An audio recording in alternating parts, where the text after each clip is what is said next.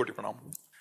महाराज जी, निर्माण मोहा जित संग दोषा अध्यात्म नित्या विनिवृत्त कामा, ये वाले श्लोक में महाराज जी मैं नित्य पिछले 2 साल से श्री जी की कृपा से आपका सत्संग एवं एकांतिक वार्तालाप सुनता हूँ। हर एक प्रश्न का उत्तर मिल जाता है, फिर भी महाराज जी उपयुक्त श्रीमद् भगवत गीता के इस श्लोक की स्थिति का अभ्यास करता हूँ। श्री जी की कृपा से अन्य विकारों पर काबू पाने की कोशिश कर रहा हूँ, पर काम क्रोध लोभ में से क्रोध पर निरंतर करने में अभी भी कच्चा हूँ। महाराज जी, क्रोध पहले से कम हुआ है, परंतु किसी में भी पक्के नहीं हो।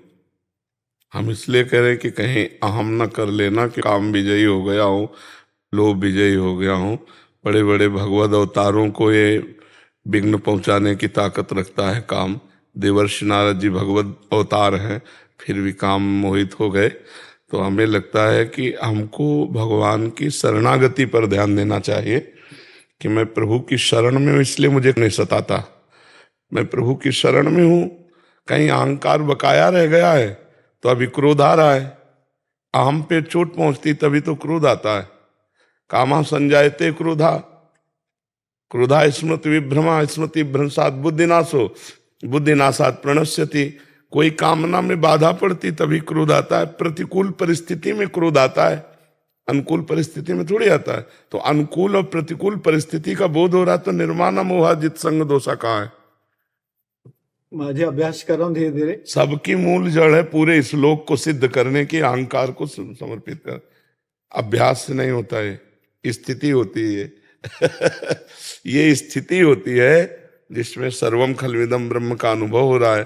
तो मान किससे, मोह किससे, किस दोष? जब दोष दर्शन ही नहीं तो दोष का प्रभाव क्या? जब अध्यात्म नित्या नित्य आत्म स्वरूप में वो स्थित है तो विनिवृत्त कामा, अपने आप समस्त कामनाओं का त्याग है। एक भी लक्षण नहीं है। महाराज जी 35 सालों से जो क्रोध था, तो अभी अभ्यास ऐसा है कि पहले बहुत शॉर्ट टेम्पर्ड था, कुछ भी अभी आवेश में आके बस क्रिया नहीं कर पाते, बस आवाज जो हमें मारना है वो अभी मरा नहीं। अहम, वो अहम। देखो संत और सदगुरुदेव का कार्य होता है कि जितने लक्षण होते हैं वो तो आई हैं, जो दोष होता है वो सामने रखा जाता है। लक्षणों को वो तो दिए ही गए हैं इष्ट और गुरु के द्वारा। जो कृपा से सद्भाव है, दैवी संपदा है, वो तो है ही है, उसको थोड़ी सपोर्ट किया जाता है। वाह भाई वाह, आप ऐसा नहीं, ये अज्ञानी जन करते हैं। ज्ञानियों की सभा में सद्गुणों को लोप किया जाता है और दोषों को प्रकाशित किया जाता है, जिससे तुम महान बन सको। महान बनने के लिए अहंकार का त्याग करो, ये अंदर से सोचना है। देखो कोई दोष नहीं रह जाएगा, ये सारे दोष अहंकार में रहते हैं। ये अहंकार श्री जी के चरणों में समर्पित कर दो कि मैं नालायक हूं। हम जैसा कह रहे हैं उसको सुनो। मैं नालायक हूं, मेरे में कोई सद्गुण नहीं, जो आया है वो आपकी कृपा से है।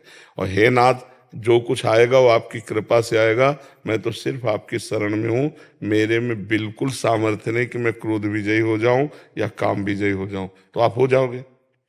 अगर ऐसा आभास करोगे कि मैं काम विजयी हूं, क्रोध विजयी हूं, तो कभी नहीं हो पाओगे। क्योंकि अभी तो आपके ऊपर आक्रमण ही नहीं हुआ। अभी आक्रमण तब होता है जब घेरे से बाहर निकलता है। शत्रु के घेरे से जब बाहर निकलना चाहता है तब उसका असली रूप समझ में आता है। अभी तो आप घेरे के अंदर ही हो और गिरे हुए हो। जब आप ताल ठोक के भागोगे, क्योंकि उसका प्रकोप अपने लोगों ने देखा है, तब आज हाथ उठा के कहते हैं कि हम में कोई सामर्थ्य नहीं है।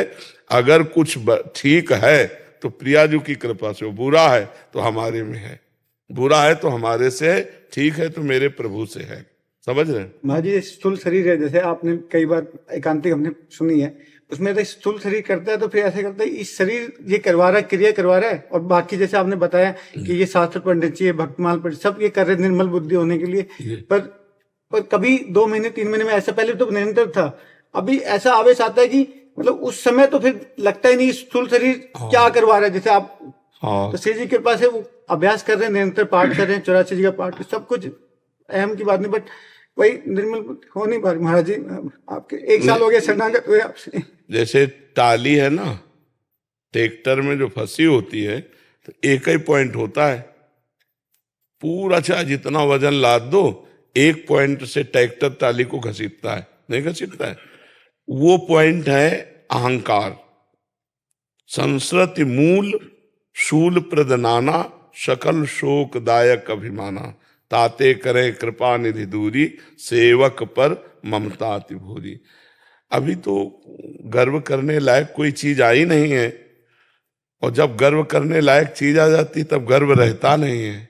तो हमको चाहिए कि जो सद्गुण अपने हृदय में दिखाई दे उनको इष्ट कृपा और गुरु कृपा माने, और जो दुर्गुण दिखाई दे उनकी चर्चा हमें करनी कि इनको हम कैसे दूर करें। तो जैसे क्रोध है, अगर वो हमें आता है तो अनुकूलता में कभी किसी को क्रोध नहीं आता। हमारी मान्यता, हमारी कामना, हमारी चाहत के जब प्रतिकूल बात होगी तो हमें क्रोध आ जाएगा। तो प्रतिकूल जो बात कर रहा है वो है कौन? मेरा प्रभु है, चाहे वो पत्नी हो, चाहे वो पुत्र हो, चाहे वो कोई हो। जब निज प्रभु में देखें जगत तो कैसन करें विरोध, उमा जे राम चरण रत विगत काम मद कोध। तो निज प्रभु में देखें जगत तो कैसन करें विरोध। अगर हम सब जगह अपने प्रभु को देखने लगे तो हमारा गुस्सा शांत हो जाएगा कि मेरे प्रभु ये मुझे गुस्सा दिलाने के लिए लीला करने पर मैं गुस्सा करूंगा नहीं। हे पत्नी स्वरूप में प्रभु, हे पुत्र स्वरूप में प्रभु, हे समाज रूप में प्रभु, अब आप चाहे जितना मुझे गुस्सा दिलाओ, मैं आपके चरणों का दास हूं, मैं कभी आपसे गुस्सा नहीं होऊंगा। ठीक हो जाएगा गुस्सा। आपके सामने प्रतिज्ञा ले तो महाराज जी आज के बाद मैं कभी नहीं करूंगा। हाँ, जब गुस्सा आवे तो मौन हो जाओ और तुम हमारा ध्यान करने लगो कि हम बात करके आए हैं गुरु से कि आज के बाद क्रोध नहीं करेंगे। आपने शरणागत में 1 साल हुआ है आज। आप कृपा कीजिए महाराज जी। आज बसंत पंचमी भी है, रंगों